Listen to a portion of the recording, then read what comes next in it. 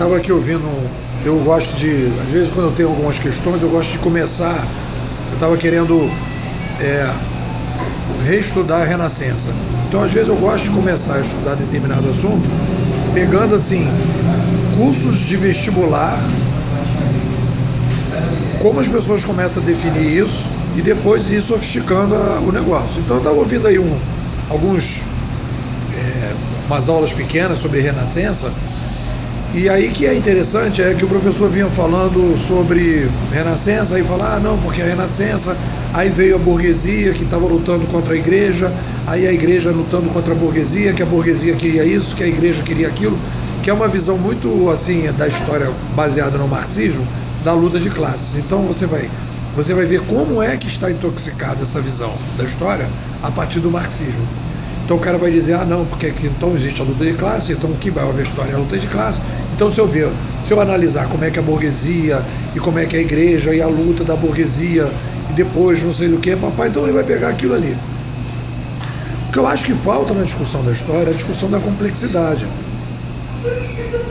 No momento que a gente aumenta a demografia e que as cidades começam a crescer, começa a ter uma necessidade de você ter um determinado tipo de organização mais sofisticada, e essa organização mais sofisticada vai exigir um perfil de pessoas que vão fazer a gestão daquela organização de forma mais sofisticada.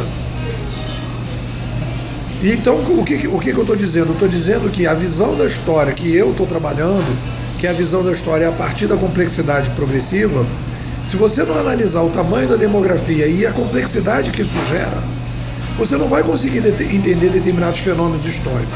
Então, quando a gente começa a analisar a história, diz assim, não, que a burguesia então surgiu como? Por que ela surgiu?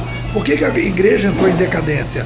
Aí você vai ver lá na história lá do início do que a gente está chamando de sociedade moderna, que começa em 1450 com a prensa, que a maior parte dos historiadores não considera a prensa como o marco inicial da sociedade moderna.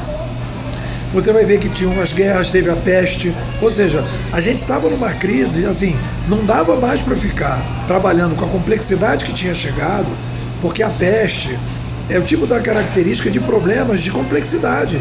Você aumenta a população, você começa a ter problema de pandemia, você começa a ter problema de doença, você tem que sofisticar. Tem até uma história bacana com esse negócio da peste, que as pessoas iam para a igreja rezar, e quanto mais elas iam rezar na igreja, mais peste elas pegavam. Então é uma falência total de uma tentativa de resolver problemas complexos que deveria ter soluções científicas e que iam para a superstição, ia para a religião. E aí começa a entrar a obsolescência da religião por causa da complexidade. E aí vai surgir o quê? Vai surgir novas organizações, essas organizações vão ter novos gestores e esses novos gestores vão ser mais complexos. E a gente tem que então refazer a ideia da história, não mais uma história baseada na luta de classe, mas uma história baseada, que é a proposta que eu tenho feito, a partir da complexidade progressiva, que a gente vai analisar as mudanças cognitivas, a gente vai analisar a demografia e as demandas por novas organizações que essa complexidade vai trazendo e que você vai atualizando essas organizações a partir de mudanças macroculturais. Então eu estava ouvindo esse vídeo e estava pensando, nada a ver.